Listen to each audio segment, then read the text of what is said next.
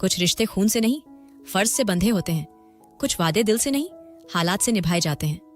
बेटा, मेरे जाने से पहले बस एक वादा पूरा कर दो। संजय अंकल की धीमी कांपती आवाज ने मोहित का दिल दुख से भर दिया। बिस्तर पर लेटे अंकल की आंखों में साफ था कि अब उनके पास ज्यादा समय नहीं है, लेकिन उनके दिल में बस एक ही इच्छा बची थी, प्रिया की शादी। मोहित ने नजरें झुका लीं। सामने खड़ी प्रिया चुपचाप खड़ी थी। उसके चेहरे पर न खुशी थी न दुख, बस एक गहरी खामोशी थी, जैसे उसके दिल ने कुछ महसूस करना बंद कर दिया हो। अंकल, जैसा आप चाहेंगे वैसा ही होगा, मोहित ने धीमे से कहा और उसकी आंखें भर आईं। संजय अंकल ने राहत की सांस ली, जैसे कोई बड़ा बोझ उतर गया हो। मोहित का हाथ उनके हाथ में था, जो धीरे धीरे ढीला पड़ने लगा उनकी आखिरी सांस के साथ। कुछ दिन बाद गांव के पुराने मंदिर में सादी सी शादी हो गई। ना कोई शोर, ना कोई उत्सव। मोहित ने सादा कुर्ता पायजामा पहना था और प्रिया लाल साड़ी में थी, जैसे कोई पुरानी तस्वीर की हल्की छाया। कुछ बुजुर्ग और रिश्तेदार ही थे। शादी के बाद लोगों ने मोहित की पीठ थपथपाई, जैसे उसने कोई जिम्मेदारी पूरी कर ली हो। शादी के बाद एक छोटे से कमरे में प्रिया जमीन पर चुपचाप बैठी थी। ना कोई गहने, ना श्रृंगार, बस एक सादा सा रूप, जो अब एक समझौते का हिस्सा बन चुका था। मोहित कमरे में आया, थोड़ा रुका और बोला, मुझे तुमसे कुछ नहीं चाहिए। मैंने अंकल से जो वादा किया था बस उसे निभाया है। तुम्हें कोई परेशानी नहीं होने दूंगा। प्रिया ने बस सिर हिलाया। उसने मन ही मन शुक्रिया कहा कि मोहित जबरदस्ती कुछ नहीं करेगा। वह जानती थी कि यह शादी प्यार की नहीं, बल्कि जिम्मेदारी की डोर से बंधी है। दिन बीतने लगे। मोहित सुबह खेतों में काम पर चला जाता और शाम को थक कर लौटता। प्रिया चुपचाप घर संभालती, झाड़ू लगाती, चूल्हा जलाती और रात को एक कोने में सो जाती। उनके बीच बातचीत बहुत कम होती। कभी कभी मोहित के दोस्त पूछते, अरे मोहित, नई दुल्हन कैसी है? मोहित हंसकर कह देता, बस भगवान की कृपा है। लेकिन सच तो यह था कि उसके मन में न प्यार था न लगाव। वह बस अंकल की खातिर यह रिश्ता निभा रहा था। एक रात जब चांदनी खिड़की से अंदर झांक रही थी, मोहित छत पर बैठा था। प्रिया चुपचाप आई, उसके पास चाय रखी और वापस मुड़ने लगी। प्रिया, मोहित ने पहली बार उसका नाम लिया। प्रिया रुक गई, लेकिन पीछे नहीं मुड़ी। धन्यवाद। और वो पल बस यूं ही बीत गया। अगले दिन सब पहले जैसा ही हो गया। मोहित के अंदर एक उथल पुथल चल रही थी। एक तरफ अंकल का दिया संस्कार, दूसरी ओर उसका आजाद मन। वह खुद को बंधा हुआ महसूस करता था। प्रिया ने खुद को किताबों में लगा लिया। जब मोहित घर पर नहीं होता, वह पढ़ाई करती, पुराने नोट्स देखती और सपने बुनती। उसे पता था कि मोहित उसकी परवाह नहीं करता, लेकिन वह यह भी जानती थी कि वह खुद को यूं ही खत्म नहीं कर सकती। एक दिन गांव के एक बुजुर्ग ने मोहित से कहा, बेटा, तू बहुत भाग्यशाली है। संजय की बेटी बहुत समझदार है। उसमें जो तहजीब है वो आजकल की लड़कियों में कम देखने को मिलती है। मोहित ने हल्की मुस्कान दी, लेकिन उसके दिल में चुभन थी। वह जानता था कि वह इस रिश्ते को वह आदर नहीं दे रहा जो देना चाहिए। कुछ दिन बाद प्रिया को अपने पिता की पुरानी डायरी मिली। उसमें लिखा था, मेरी बेटी, मैंने तुझे मोहित के साथ इसलिए जोड़ा कि दुनिया के बुरे हालातों से तू बच सके। वो तेरा सहारा बनेगा। ये शब्द प्रिया के दिल में तीर की तरह चुभे। उसने ठान लिया वह खुद को बेबस नहीं बनाएगी।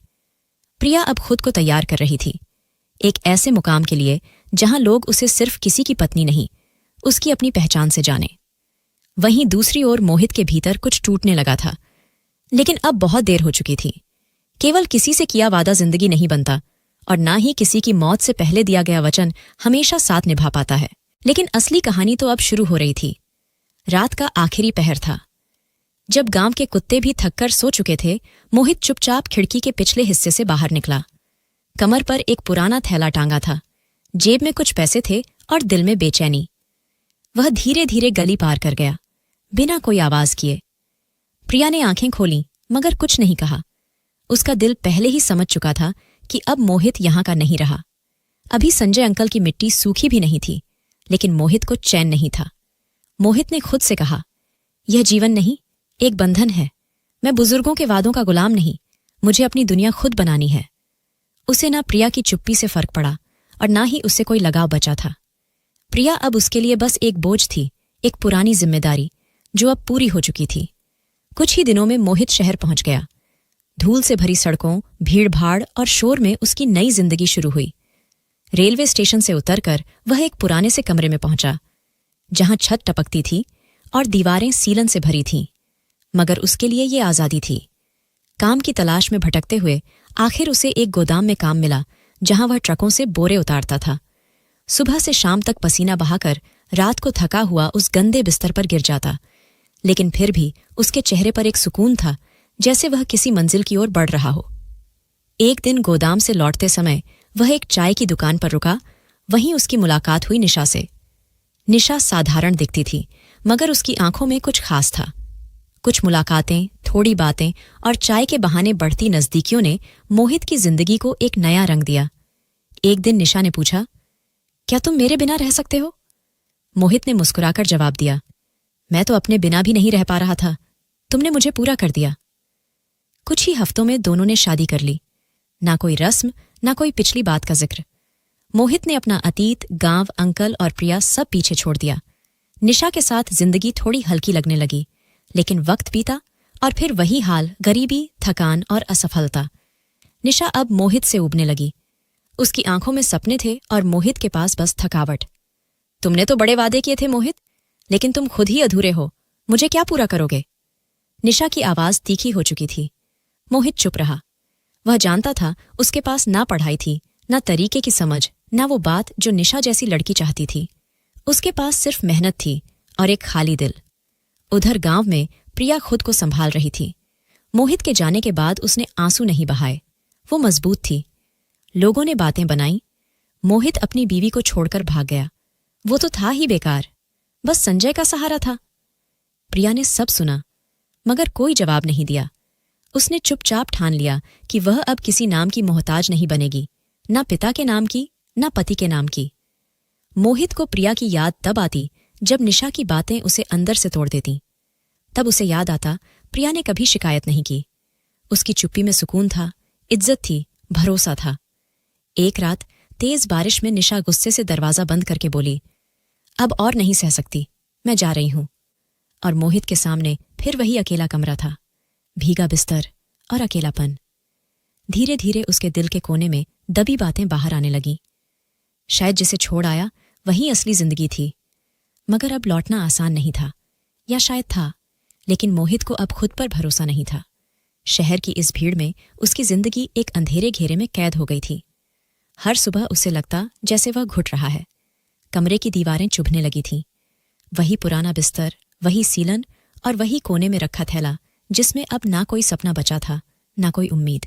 काम पर जाना अब केवल पेट भरने की मजबूरी बन चुका था। कोई उत्साह या लक्ष्य बाकी नहीं रह गया था। गोदाम का वही बोझ, वही चिल्लाहटें, वही थकान। दिन भर लोहे के बक्से खींचते हुए, बोरियों के बोझ उठाते हुए बीतता और शाम को वह खाली जेब और झुके कंधों के साथ कमरे में लौट आता। एक दिन गोदाम के प्रबंधक ने आकर कहा, आज से वेतन आधा होगा, माल कम आ रहा है। मोहित के पैरों तले जैसे जमीन खिसक गई। वह पहले ही किसी तरह गुजारा कर रहा था। किराया, खाना और 2 जोड़ी कपड़े, यह सब अब बोझ बन चुके थे। कुछ दिन वह केवल चाय पर गुजारा करता रहा। कभी केवल पानी पीकर सो जाता, कभी रोटी के टुकड़े को 3 दिन तक खींचता। एक समय ऐसा आया कि 3 दिन से उसके शरीर में कुछ नहीं गया था। चौथे दिन जब वह गोदाम पहुंचा तो चलते चलते उसकी टांगें कांपने लगी। आंखों के आगे अंधेरा छा गया। मजदूरों की आवाजें धीरे धीरे मध्यम होती गई और वह जमीन पर गिर पड़ा। इसे उठाओ, सांस चल रही है, किसी ने कहा। किसी ने उसके चेहरे पर पानी के छींटे मारे। कोई उसका हाथ हिला रहा था, लेकिन मोहित की आंखें बंद थीं। उसका चेहरा पीला पड़ चुका था, सांसें धीमी थीं। उसे पास के सरकारी अस्पताल ले जाया गया। वहां की गंदी चादरें, बदबूदार पर्दे और शोर मचाती नर्सें, यह सब वह अर्धचेतन अवस्था में महसूस कर रहा था। उसका शरीर निर्जीव हो चला था, जैसे किसी ने उससे जीवन खींच लिया हो। एक नर्स जो पिछले कई घंटों से ड्यूटी पर थी, मोहित के बिस्तर के पास आकर रुकी। उसने फाइल खोली, नब्ज जांची और वार्ड बॉय से कहा, यह मामला सिर्फ भूख का है, 4 दिन से कुछ नहीं खाया है। यह लोग भी ना मजदूर होकर भी खुद का ध्यान नहीं रखते, वार्ड बॉय ने चिढ़कर कहा। नर्स ने धीमी आवाज में जवाब दिया, यह खुद का ध्यान कैसे रखें जब दुनिया ने ही इनसे मुंह मोड़ लिया हो। सफाई करने वाली महिला जब बिस्तर के नीचे झाड़ू लगा रही थी तो मोहित की जेब से एक तस्वीर निकली। अंकल संजय और प्रिया की एक पुरानी तस्वीर, जिसे उसने अनजाने में अब तक संभाल कर रखा था। यह कौन है? नर्स ने तस्वीर को गौर से देखा। शायद इसकी पत्नी हो या कोई अपना। लगता है सब कुछ छोड़कर आया है, सफाई करने वाली ने कहा। 2 दिन बाद मोहित को होश आया। उसने आंखें खोली, छत को घूरा और एक लंबी सांस ली। फिर इधर उधर देखा। अस्पताल के कमरे में सन्नाटा था। जब नर्स दवा रखने आई तो मोहित ने उसकी ओर देखा। क्या हाल है तुम्हारा? नर्स ने नरमी से पूछा। मोहित ने मुश्किल से सिर हिलाया। जिंदा हूं शायद। नर्स ने थोड़ा पानी पिलाया और मुलायम स्वर में बोली, जिंदा हो तो जीना सीखो, खुद को इस हालत में मत छोड़ो। जिंदगी बोझ नहीं, एक अवसर है। यह वाक्य साधारण था, लेकिन दिल को चीरता हुआ मोहित के मन के किसी कोने में गहराई तक उतर गया। उसकी आंखों में नमी आ गई। शायद इस वाक्य ने पहली बार उसे किसी योग्य महसूस कराया था। रात को अस्पताल में रोशनी धीमी हो गई थी। वार्ड में सिर्फ पंखे की आवाज और कभी कभी भी किसी मरीज की खांसी सुनाई देती थी। मोहित चुपचाप लेटा हुआ था और उसकी आंखों के सामने प्रिया का चेहरा घूम रहा था। काश मैं उसे समझ पाता, उसने मन ही मन सोचा। काश मैं उसकी चुप्पी को पढ़ पाता, लेकिन अब ना वह समय वापस आ सकता था, ना वे दिन। बस यादें थीं और पछतावा। वह जानता था कि जिंदगी उसे नीचे गिरा चुकी है। अब या तो जमीन पर पड़ा रहे या खुद को संभालकर उठ खड़ा हो। जब नर्स दवा लेकर आई तो मोहित ने पूछा, यह अस्पताल कहाँ है? नर्स ने हैरानी से देखा। तुम्हें यह भी याद नहीं? यह कोलकाता का जनरल अस्पताल है।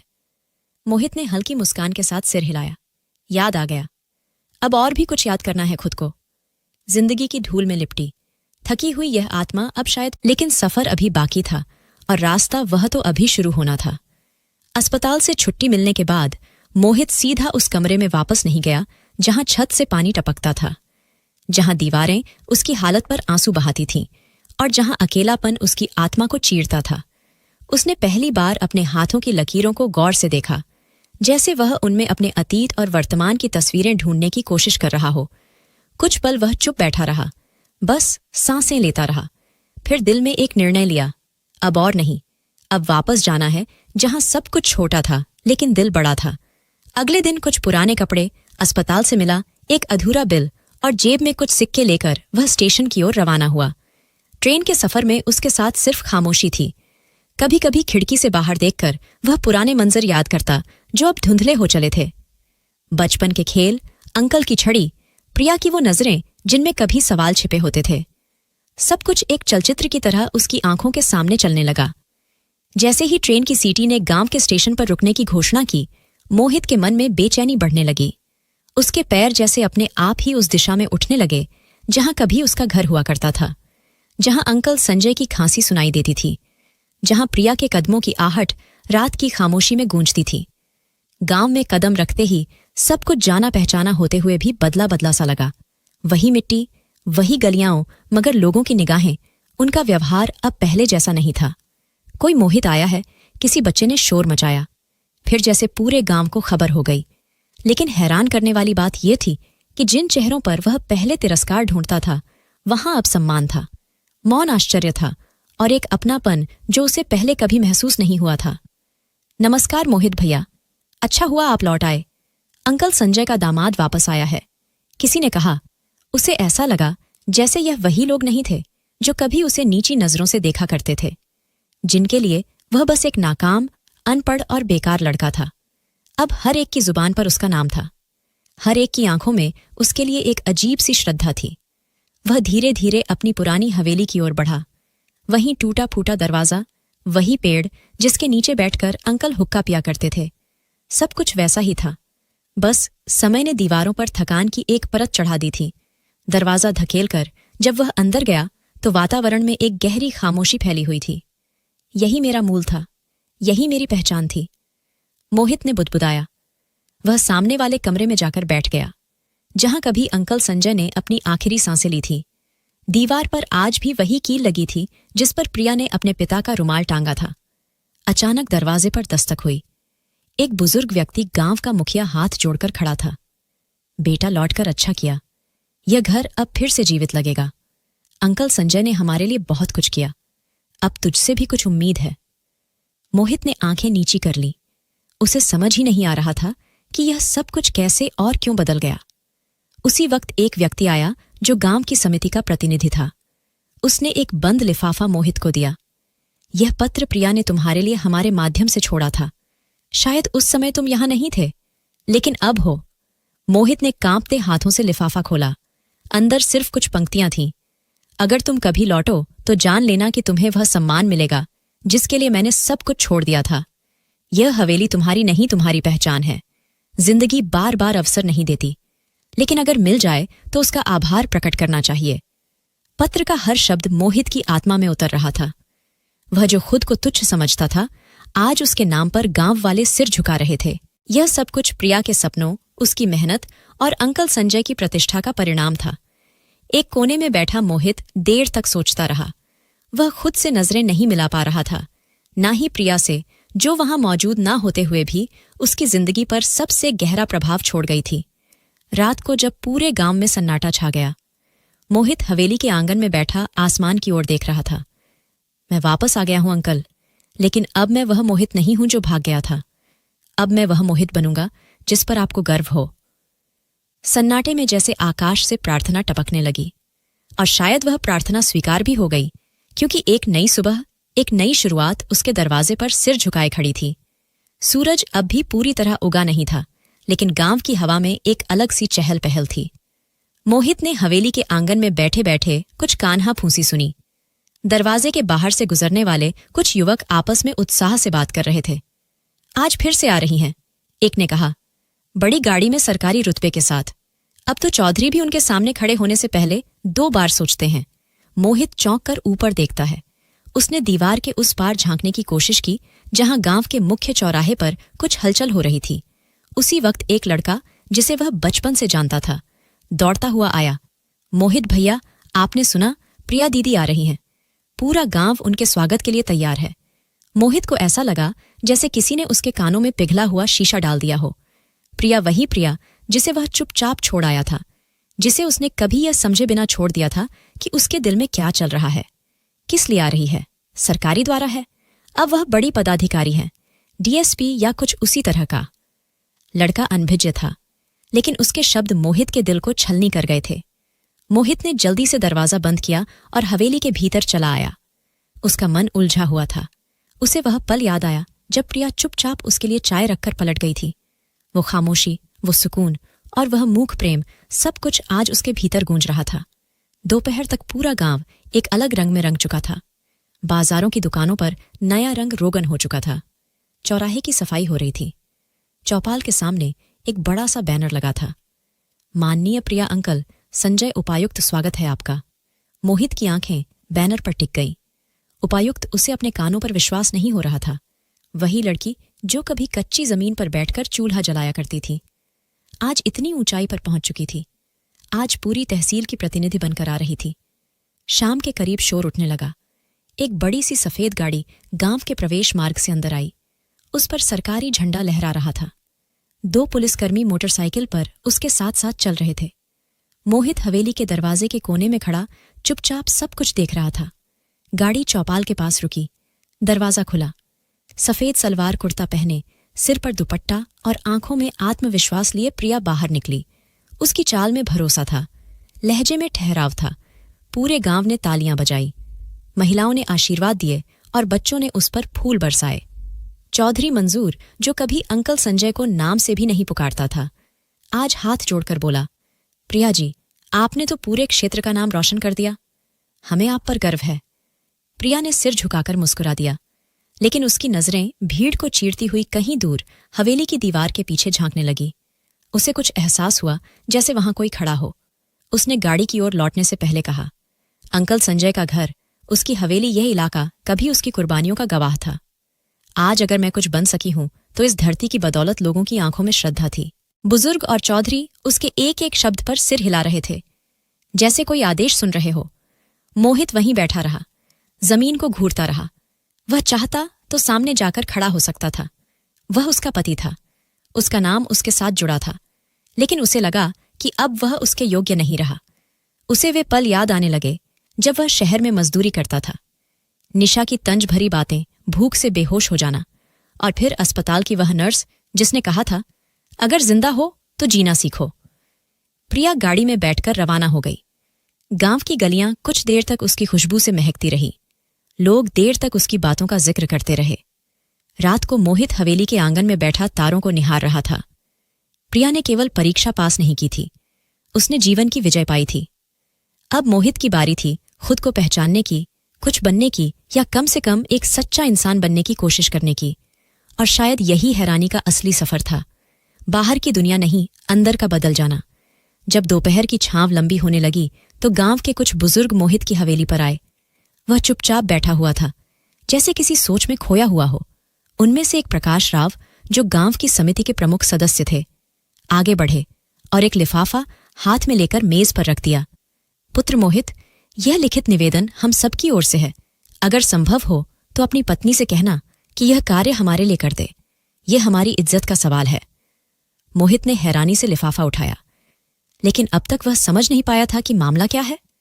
आखिर यह कैसा काम है? उसने धीमे स्वर में पूछा। प्रकाश राव ने नजरें चुराते हुए कहा, विवरण समाप्त है, तुम स्वयं पढ़ लो। हम चाहते हैं कि तुम खुद उससे बात करो। लोग वहां से चले गए और मोहित देर तक लिफाफा हाथ में थामे बैठा रहा। उसका दिल अनजानी घबराहट से धड़कने लगा। आखिरकार उसने लिफाफा खोला। अंदर सिर्फ कुछ वाक्य लिखे थे। प्रिया देवी, आपके प्रभाव और पद की शक्ति से हमें आशा है कि आप थाने में बंद हमारे 2 लड़कों को रिहा करवा दें। वे निर्दोष हैं। यदि आप सिफारिश कर दें तो मामला शांतिपूर्वक सुलझ सकता है। पूरी बिरादरी आपकी आभारी रहेगी। मोहित को ऐसा लगा जैसे यह कोई पत्र नहीं, बल्कि कोई भारी बोझ की रसीद हो, जो कभी अपनी पत्नी को कमजोर, बेबस और चुपचाप समझता था, आज उसी को एक सशक्त अधिकारी के रूप में देखने वाला था। इसी उधेड़बुन में वह उठा और सीधा प्रिया के सरकारी आवास की ओर रवाना हो गया, जो अब हवेली से अलग उसका कार्यालय जैसा घर बन चुका था। रास्ते में बच्चों ने मोहित को देखकर शोर मचाया। वो देखो, प्रिया दीदी के पति हैं। कुछ बुजुर्गों ने भी सिर झुकाकर अभिवादन किया, लेकिन मोहित का मन और भी भारी होता जा रहा था। दरवाजे पर पहुंचकर उसने दस्तक दी। दरवाजा खुला और मोहित की सांस थम सी गई। सामने प्रिया खड़ी थी, सरकारी वर्दी में सम्मान से ओढ़ा हुआ दुपट्टा, सीने पर नाम की चमचमाती पट्टी। उसकी आंखों में ठहराव था, चेहरे पर नरमी, लेकिन आवाज में एक अलग सा अधिकार। जी मोहित का गला सूख गया। वो कुछ बात करनी थी। प्रिया ने दरवाजा पूरा खोला और उसे अंदर आने का इशारा किया। मोहित धीरे धीरे अंदर दाखिल हुआ, जैसे किसी अदालत में पेश हो रहा हो। कमरे में सब कुछ सुव्यवस्थित था, फाइलें, सरकारी टेलीफोन और एक मेज जिस पर ताज़ा चाय का कप रखा था। यह वही प्रिया थी जो कभी कच्ची जमीन पर नंगे पांव चलकर गलियां साफ किया करती थी। आज उसके पैरों के नीचे कालीन था और सिर पर अधिकार की छाया। यह पत्र है, गांव वालों ने दिया है। कुछ मदद मांगनी है तुमसे। मोहित ने लिफाफा उसकी मेज पर रख दिया। प्रिया ने बिना किसी भाव के लिफाफा खोला, पढ़ा और चुपचाप एक ओर रख दिया। यह लोग सिफारिश मांग रहे हैं, और तुम क्या चाहते हो? मोहित ने नजरें चुरा ली, जैसे उसकी आंखों में छुपे हुए अपराधों का हिसाब दर्ज हो। मैं कुछ नहीं चाहता, मैं बस पहुंचाने आया था। प्रिया ने पल भर उसे ध्यान से देखा। वही आंखें जो कभी मोहित को बेजुबान लगती थीं, आज वह सवाल कर रही थी। बिना चीखे बिना बोले, क्या तुमने कभी यह पूछा कि मैं उस वक्त क्या चाहती थी जब तुम मुझे छोड़कर चले गए थे? जब तुमने यह समझा कि मैं बस एक शांत लड़की हूं जो तुम्हारे बिना कुछ नहीं। मोहित की पलकें झपकने लगी। वह उसके स्वर के सामने खुद को बहुत छोटा महसूस कर रहा था। मुझे माफ कर दो, वह मुश्किल से बोल पाया। माफी वह हंसी, लेकिन दर्द से भरी। तुम्हें लगता है कि केवल शब्दों से पाप मिट जाते हैं? मोहित की आंखें भर आई। नहीं, मैं जानता हूं। मैं बस अपनी गलतियों का बोझ थोड़ा हल्का करना चाहता हूं। प्रिया कुर्सी से उठी और खिड़की की ओर देखने लगी। बाहर सूरज ढल रहा था। तुम्हें क्या लगता है, मैंने यह सब कैसे पाया? सिर्फ मेहनत से नहीं मोहित। मैंने तुम्हारी दी हुई तन्हाई को, तुम्हारे छोड़कर जाने के दर्द को, तुम्हारी खामोश नफरत को ईंधन बनाया। हर रात जब मैं तुम्हारे खाली बिस्तर को देखती थी तो मेरे दिल में यह संकल्प और भी मजबूत हो जाता था कि मैं खुद को तुम्हारे बिना भी संपूर्ण बनाकर दिखाऊंगी। और फिर वह दिन आया जब मेरा CSS का परिणाम आया। मेरी सालों की मेहनत, मेरे सालों का अभ्यास सफल हुआ। मेरे कंधों से एक भारी बोझ उतर गया। प्रिया ने मोहित की ओर देखा, जो नजरें झुकाए खड़ा था। उसने गहरी सांस ली और कहा, समय बीत जाता है मोहित, लेकिन जो घाव हम दूसरों को देते हैं वह पीछे रह जाते हैं। उन्हें भरने में बहुत समय लगता है। कुछ घाव ऐसे होते हैं जो कभी नहीं भरते। मोहित खामोशी से खड़ा था, जैसे उसके अपराध उसकी गर्दन में जंजीर बन गए हो। उसकी झोंक आंखों में बेइंतहा शर्मिंदगी की थी। प्रिया सब महसूस कर रही थी, लेकिन उसने मेज की दराज से कलम निकाली। कागज पर लिखा, खत पर कार्यवाही की जा रही है। फिर उसे लिफाफे में डालकर मोहित को दिया। जाकर प्रकाश साहब को दे आओ। और सुनो मोहित। मोहित ने नजरें उठाकर देखा। अगर तुम वाकई माफी चाहते हो तो खुद को वह इंसान बनाओ जो अपने अपराध का बोझ खुद उठा सके। मोहित का दिल कांप गया। उसकी आंखों से आंसू बह निकले। प्रिया की वर्दी, उसकी आवाज, उसकी गरिमा, सब कुछ मोहित को बहुत छोटा महसूस करा रहे थे। जब वह बाहर निकला तो सूरज ढल चुका था और आसमान में नारंगी रोशनी फैल रही थी। शायद वही रोशनी मोहित के भीतर भी कोई नया सूरज जगा रही थी, लेकिन वह जानता था अब रास्ता लंबा है और इस बार केवल कदम नहीं, नियत भी सच्ची होनी चाहिए। शाम का समय था।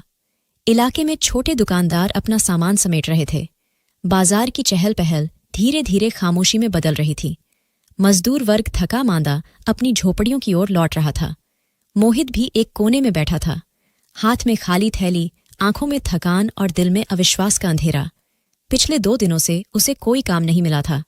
जेब खाली थी और पेट में भूख। एक समय के खाने का भी इंतजाम ना हो सका था। दोस्तों से उधार मांग मांग कर वह शर्मिंदगी की सारी सीमाएं पार कर चुका था। एक रात जब वह एक दुकान के सामने से गुजरा तो देखा कि कुछ बचा खुचा सामान बाहर पड़ा है। तभी भीतर के शैतान ने धीरे से फुसफुसाया, बस एक चीज ही तो उठानी है, कोई देख नहीं रहा। मोहित ने कुछ पल आसपास देखा, फिर धीरे धीरे आगे बढ़ा। उसने एक छोटा सा मोबाइल का डिब्बा उठाया ही था कि पीछे से आवाज आई, अरे चोरी कर रहा है। 2 लोग दौड़े और देखते ही देखते मोहित को पकड़कर थाने ले गए। किसी ने कुछ सुना नहीं, किसी ने कुछ समझने की कोशिश नहीं की। बस उसके माथे पर चोर का ठप्पा लगा दिया गया। थाने की दीवारें भारी लग रही थीं और भीतर की हवा में गालियों, बदबू और डर का मिश्रण था। मोहित को लोहे की सलाखों के पीछे डाल दिया गया। पूरी रात उसे नींद नहीं आई। वह दीवार से टिककर बैठ गया। आंखें बंद की तो पुरानी यादें एक एक कर उसके जहन में उतरने लगी। अंकल संजय का स्नेह, प्रिया की चुप्पी, हवेली की छत और गांव के कुएं की ठंडी हवा, सब कुछ किसी चलचित्र की तरह उसके सामने घूमने लगा। वे पल भी याद आए जब उसने प्रिया को दुकान के बाहर रोते हुए देखा था, मगर पलटकर कुछ पूछा नहीं। वे रातें जब वह चुपचाप किताबों में खोई रहती थी और वह अपनी दुनिया में मस्त रहता था। सुबह हुई तो थाने के बाहर एक एसयूवी आकर रुकी। उस पर नीली नंबर प्लेट थी। पुलिस के साथ एक सम्मानित महिला उतरी। सबने आदर से सिर झुका दिया। यह प्रिया थी। अधिकारी उसे गंभीरता से सलाम कर रहे थे। वह सीधे भीतर गई, थानेदार से बात की और कुछ ही मिनटों में मोहित को सलाखों से बाहर निकाला गया। मोहित ने नजर उठाकर देखा, सामने प्रिया खड़ी थी, वर्दी में गरिमा के साथ, मगर चेहरा शांत। चलो बाहर आओ। मोहित ने एक पल उसे देखा, फिर धीरे से बाहर आया। उसे ऐसा लग रहा था जैसे जमीन उसके पांवों के नीचे से निकल गई हो। अगर कोई और मदद करता तो शायद उसे इतना शर्मिंदगी की ना होती, लेकिन यह वही स्त्री थी जिसे उसने कभी अनदेखा किया था, कमतर समझा था। बाहर आकर जब वह गाड़ी में बैठा, प्रिया ने एक शब्द भी नहीं कहा। गाड़ी चुपचाप चलती रही। मोहित का सिर झुका हुआ था और उसका मन अंदर ही अंदर रो रहा था। रास्ते भर वह बार बार प्रिया का चेहरा देखना चाहता था, मगर उसमें साहस नहीं था। प्रिया की आंखें सीधे रास्ते पर टिकी थीं, जैसे उसके मन में कोई भावनाएं शेष ना बची हो। लेकिन मोहित जानता था कि वह खामोशी खालीपन नहीं, बल्कि गहरे घावों की निशानी थी। जब गाड़ी उसके पुराने कमरे के सामने रुकी, प्रिया ने दरवाजा खोला और बस इतना कहा, उतरो। मोहित नीचे उतरा। पल भर रुका, कुछ कहना चाहा, लेकिन शब्द साथ छोड़ गए। प्रिया दरवाजा बंद कर चली गई। पीछे धूल उड़ती रह गई। रात को वह कमरे में चुपचाप बैठा रहा, हाथों की लकीरें देखता रहा, दीवारों पर टंगे पुराने कपड़ों को घूरता और अंदर ही अंदर टूटता रहा। उस दिन पहली बार उसे पूरी तरह से एहसास हुआ कि जिसे वह एक खामोश साया समझता रहा, वह वास्तव में एक संपूर्ण अस्तित्व थी। एक ऐसी स्त्री जिसने अकेलेपन की वह पीड़ा सही थी जिससे वह स्वयं भागता रहा। थाने की वह रात, जेल की दीवारें और प्रिया की खामोशी, यह सब उसके भीतर के दरवाजे खोल चुके थे। उसे प्रिया की खामोश आंखों में एक ऐसा दर्द दिखा था जो कभी जुबान पर नहीं आया, ना शिकायत बनी, बस भीतर ही भीतर सुलगता रहा और एक दिन चुपचाप उसकी गरिमा को प्रकाशित कर गया।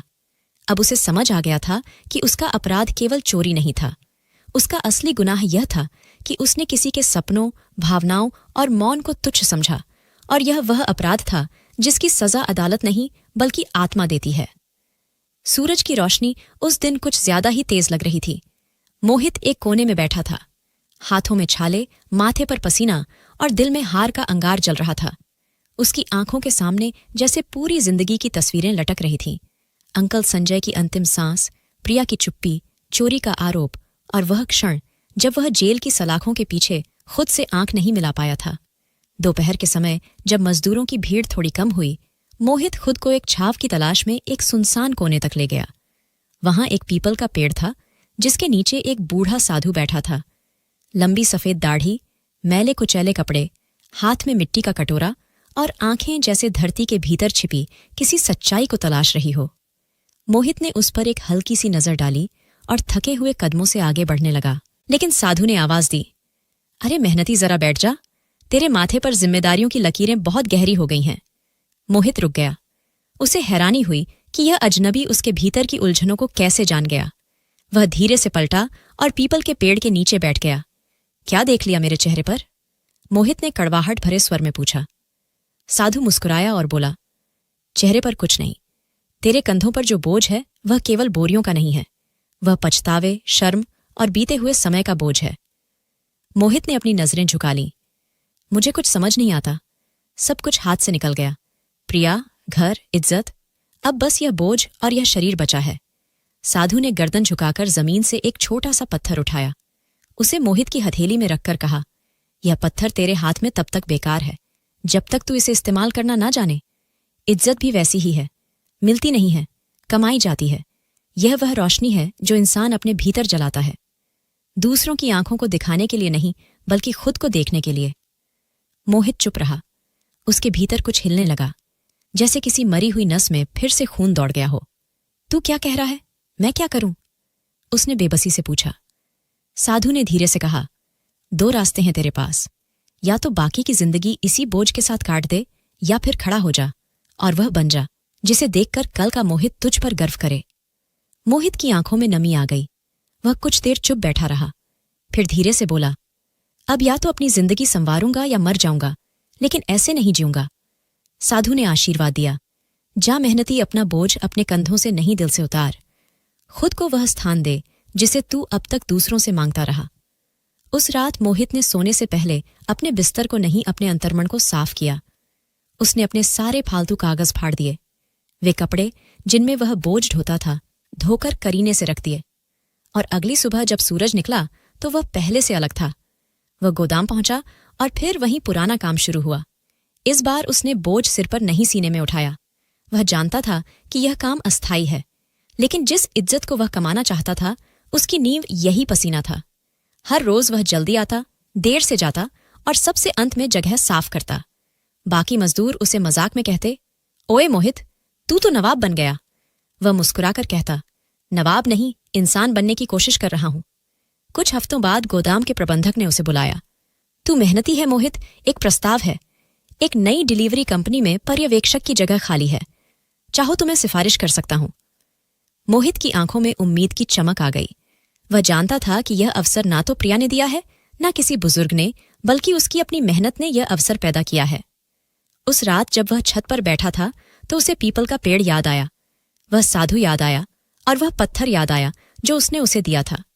उसने जेब में हाथ डाला। वही पत्थर अभी भी सुरक्षित था। अब वह जान चुका था कि सम्मान किसी नाम से नहीं बल्कि अपने आचरण से मिलता है, और अगर आचरण मजबूत हो तो मिट्टी भी सोना बन जाती है। उसने आसमान की ओर देखा और धीरे से कहा, प्रिया, मैं तुम्हें वापस पाने के लिए नहीं बल्कि खुद को वापस पाने के लिए बदल रहा हूं, और अब यह सफर रुकेगा नहीं। दूर समय पर सुबह की रोशनी फैल रही थी।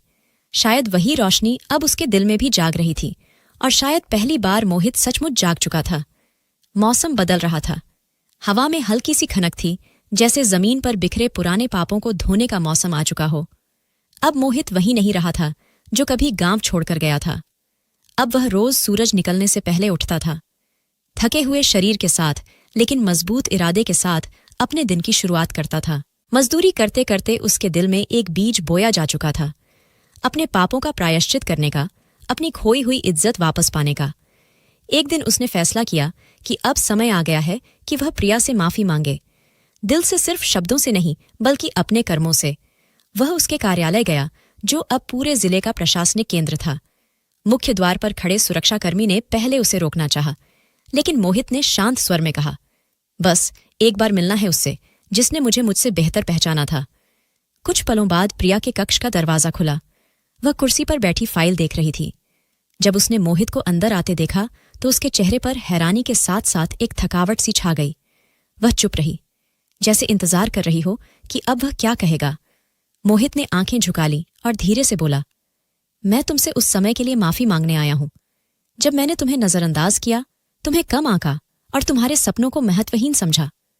प्रिया ने चुपचाप सुना, लेकिन कुछ नहीं बोली। मोहित ने आगे बढ़कर एक पुराना मुड़ाता कागज उसके सामने रखा। यह देखो, ये वह नक्शा है जो मैंने अपनी जमीन पर स्कूल बनाने के लिए तैयार किया है, उन बच्चों के लिए जो मेरी तरह अशिक्षित हैं, जिन्हें कभी कोई अवसर ही नहीं मिला। मैं चाहती हूं कि जो मैं नहीं बन सका वह कोई और बन सके। प्रिया ने कागज को हाथ में लिया। उसके हाथ थोड़े कांप रहे थे। उसने कागज पर लिखी सीधी सादी पंक्तियां देखीं, लेकिन उनमें भावना की गहराई थी, नियत की सच्चाई थी। मैं चाहता हूं कि तुम इस विद्यालय का उद्घाटन करो। यह तुम्हारी पहचान है, तुम्हारे ही विचार की उपज। मैंने कुछ भी नहीं किया, सिर्फ तुम्हारे स्वप्न को अपनी जमीन पर स्थान दिया है। प्रिया ने नजरें उठाकर मोहित को देखा।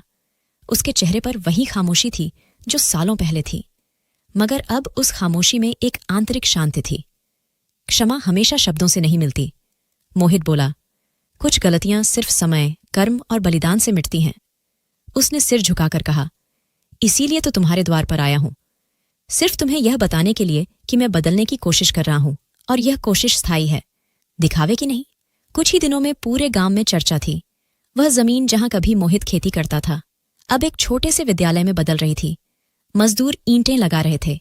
बच्चे आसपास इकट्ठा होकर देख रहे थे कि उनके लिए एक नई दुनिया बसने वाली है। जब विद्यालय का बोर्ड लगा तो उस पर बड़े अक्षरों में लिखा था, प्रिया अंकल, संजय विद्यालय ज्ञान के लिए। जब प्रिया उद्घाटन पर पहुंची तो पूरे गांव ने तालियां बजाई। मोहित ने उसका स्वागत किया, मगर बिना किसी घमंड के। उसके व्यवहार में विनम्रता थी और आंखों में संतोष।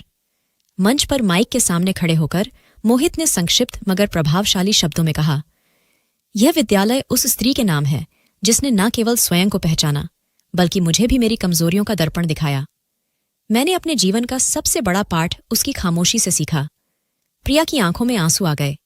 वह जानती थी कि कुछ घाव शब्दों से नहीं भरते, मगर यह भी सत्य था कि जब कोई व्यक्ति अपनी कमियों को स्वीकार कर उन्हें सुधारने में लग जाए तो वह दोषी नहीं रहता, वह सीखने वाला बन जाता है।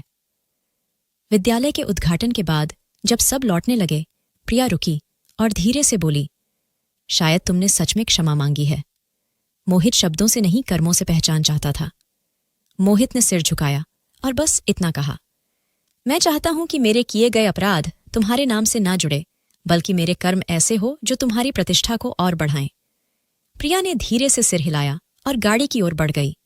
उसके कदमों की चाल में अब वह बोझ नहीं था जो सालों से उसके साथ था। मोहित उस शाम स्कूल की सीढ़ियों पर बैठा था। सूरज ढल रहा था, मगर उसके भीतर एक नई रोशनी उग चुकी थी, ऐसी रोशनी जिसे अब शब्दों की जरूरत नहीं थी। उसने अपने बीते कल से माफी मांगी थी, अपने आज से वादा किया था, और अब उसके सामने सिर्फ आने वाला कल था। लेकिन इस बार वो खाली हाथ नहीं था। उसके पास मेहनत की ताकत थी, सच्चाई का सहारा था और आत्मसम्मान की लौ थी। सुबह की हल्की धूप गांव पर उतर रही थी। आसमान नारंगी हो गया था और हवा में ताजगी थी, एक नई शुरुआत की महक जैसे फैल गई थी। मोहित स्कूल की दीवार के सहारे बैठा था। आंखों में सुकून था, दिल में संतोष। उसके सामने वह स्कूल खड़ा था जिसकी दीवारों में उसका पछतावा, उसकी मेहनत और उसका बदला हुआ दिल जुड़ा था। स्कूल पूरी तरह तैयार हो चुका था, सादा, साफ सुथरा, बच्चों के लिए सुंदर। दीवार पर जो बोर्ड लगा था उस पर लिखा था, प्रिया अकादमी। यह नाम मोहित ने नहीं चुना था, यह गांव के बुजुर्गों, शिक्षक और पंडित ने मिलकर तय किया था। यह उस बेटी के नाम पर होना चाहिए जिसने न सिर्फ खुद को संवारा बल्कि पूरे गांव की सोच को बदल दिया। जब बोर्ड लगाया गया, मोहित बस एक कोने में खड़ा रहा। प्रिया को खबर दी गई, पर उसने कुछ नहीं कहा। अगले दिन वह चुपचाप स्कूल आ गई। गाड़ी से उतरी तो बच्चे कतार में खड़े थे, हाथों में फूल, आंखों में सपने। मोहित दरवाजे पर खड़ा था। उसे देखकर उसका दिल जैसे कांपने लगा। सालों की गलतियां, अपराधबोध और पछतावा उस एक पल में उसकी आंखों के सामने घूम गए। प्रिया उसके पास आई। नजरें मिली और कुछ देर के लिए सब थम सा गया। ना कोई गिला, ना कोई सवाल, बस एक अधूरी कहानी जो अब पूरी हो रही थी। तुमने ये सब मेरे नाम किया? उसकी आवाज में कोई हैरानी नहीं थी, बस एक हल्का सा एहसास। मोहित ने धीमे से कहा, यह सब तुम्हारे सपने का ही हिस्सा है। मैं तो बस एक गलती करने वाला था, जिसने देर से सीखा मगर दिल से सीखा। प्रिया ने स्कूल की इमारत की ओर देखा और कहा, यह सिर्फ एक स्कूल नहीं है मोहित, ये तुम्हारी नई जिंदगी की शुरुआत है और शायद हमारी भी। बच्चों ने तालियां बजाईं, फूल भेंट किए। एक शिक्षक ने प्रार्थना में कहा, हे पालनहार, जो हमें कलम से रोशनी देता है, इस जगह को ज्ञान का मंदिर बना देना। उद्घाटन पूरा हुआ, मगर असली शुरुआत अब हो रही थी। मोहित और प्रिया साथ साथ स्कूल के भीतर गए। मोहित ने दरवाजा खोला और प्रिया को पहले अंदर जाने दिया। वह सम्मान जो पहले कभी नहीं दिया गया था, अब बिना शब्दों के दिया जा रहा था। अंदर एक छोटा कमरा था, कार्यालय। प्रिया ने खिड़की खोली। सूरज की किरणें कमरे में आईं। वह कुर्सी पर बैठी और बोली, तुम सच में बदल गए हो मोहित। मोहित जमीन पर बैठते हुए बोला, बदला नहीं हूं, बस सीखा हूं, और जो सीखता है वो झुकता है, चिल्लाता नहीं। प्रिया ने पहली बार उसकी आंखों में देखा। अब वहां घमंड नहीं था, सिर्फ सच्चाई थी। किसी ने उसकी खामोशी को महसूस किया था, पहली बार उसकी कुर्बानी को पहचाना गया था। मैं दोबारा किसी रिश्ते से नहीं डरती, बस इस बार वो रिश्ता बराबरी का होना चाहिए, सम्मान का। मोहित ने आंखें उठाकर कहा, मैं वादा नहीं करता कि अब सब सही होगा, पर यह जरूर कहता हूं, अब मैं वो मोहित नहीं हूं जो तुम्हें अकेला छोड़ गया था। प्रिया ने एक फाइल उसकी ओर बढ़ाई। ये स्कूल की पंजीकरण फाइल है, अब इसकी जिम्मेदारी तुम्हारी है, मेरी नहीं। मोहित ने फाइल इस तरह ली जैसे उसने जिंदगी की सबसे कीमती चीज छू ली हो। बाहर बच्चे खेल रहे थे, पेड़ों पर चिड़ियां चहचहा रही थीं, सूरज की किरणें स्कूल की दीवारों पर पड़ रही थीं। सब कुछ पूरा लग रहा था। सालों बाद एक अधूरी कहानी पूरी हुई थी। अतीत की कड़वाहटें और चुप जख्म अब पीछे छूट चुके थे। अब बस एक नई सुबह थी, एक नई दिशा और एक नया रिश्ता, जिसमें कोई ऊपर नहीं, कोई नीचे नहीं, बस बराबरी। सिर्फ माफी मांग लेना काफी नहीं होता, इंसान को बदलना पड़ता है। और असली बदलाव तब होता है जब वो झुककर बिना शोर किए रिश्तों की मरम्मत करता है। सम्मान का रिश्ता वही होता है जहां दोनों साथ चलें, न आगे न पीछे। दोस्तों, वीडियो कैसा लगा कमेंट करके जरूर बताएं। वीडियो को लाइक और चैनल को सब्सक्राइब जरूर करें।